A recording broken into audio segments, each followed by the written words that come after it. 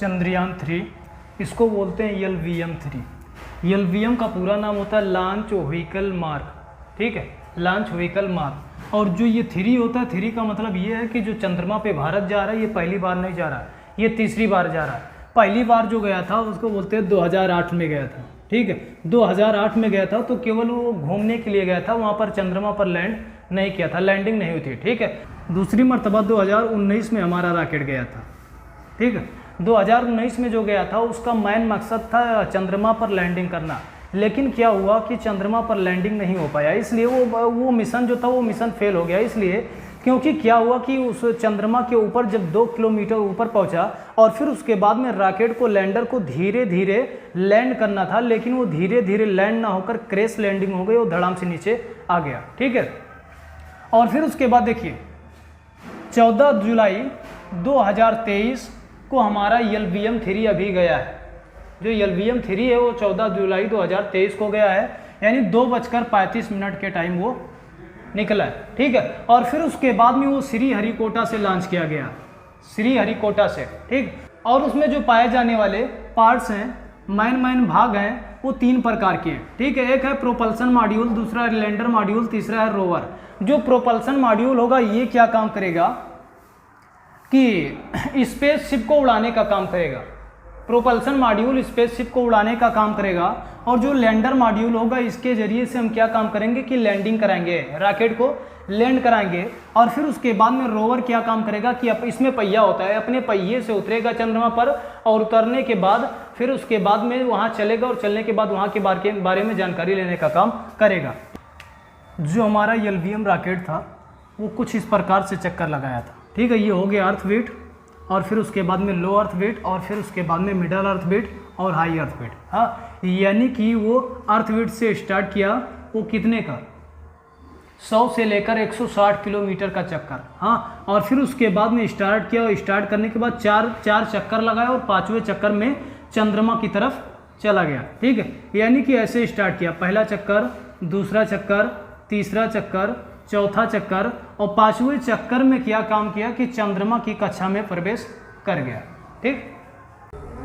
देखिए जो तस्वीरें हैं ये है LVM-3, ठीक है, इसको बोलते हैं पेलोड। और फिर उसके बाद में ये हो गया फ्लावर, और फिर उसके बाद में ये जो दिख रहा है इसको बोलेंगे पेलोड, और ये जो लगा है इसको बोलेंगे क्रायोजेनिक इंजन, और ये जो है इसको बोलते हैं रॉकेट, ठीक है। ये उड़ने की बात की तस्वीर है। ये प्रपल्सन मॉड्यूल जो स्पेसशिप को उड़ाने का काम करेगा, और फिर उसके बाद में लैंडर मॉड्यूल जो वहाँ पर जाने के बाद चंद्रमा पर लैंड होगा, और रोवर जो होगा ये अपने पहियों से वहाँ पर चलेगा और वहाँ के बारे में डाटा को स्टोर करने का काम करेगा। साथ में आप लोगों के क्वेश्चन को भी क्लियर करते हुए चल रहा हूँ। देखिए क्वेश्चन है कब तक ये पहुँचेगा, जो रॉकेट होगा ये हमारा रॉकेट कब तक पहुँचेगा। तो देखिए ये अगस्त तक पहुँचेगा, ठीक है। और फिर उसके बाद में जगह कैसे ढूंढेगा, तो जगह क्या है कि वो रॉकेट में एक सेंसर लगा होगा, सेंसर की मदद से जगह ढूंढेगा, ठीक है। यानी कि सेंसर की मदद से जगह ढूंढने का काम किया जाएगा। और फिर उसके बाद में तीसरा क्वेश्चन ये भी हो सकता है कि कितने दिन तक काम करेगा, तो ये टोटल 14 दिन तक काम करेगा, ठीक है, 14 दिन।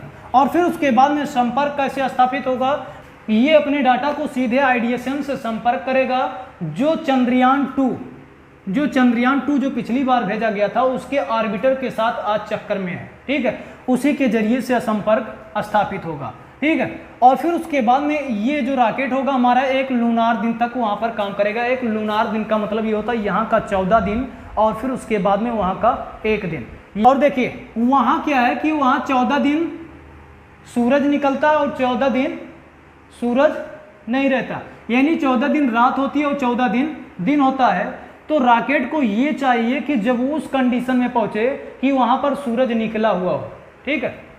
और फिर उसके बाद में 5वां क्वेश्चन आप लोगों का ये भी हो सकता है कि वहां रॉकेट जो है वहां जाकर करेगा क्या, ठीक है। तो वहां जाकर क्या काम करेगा कि चांद की थर्मल कंडक्टिविटी को चेक करेगा और भूकंप गतिविधियों को चेक करेगा, और फिर उसके बाद में रोशनी एंड रेडिएशन के बारे में जानकारी लेगा।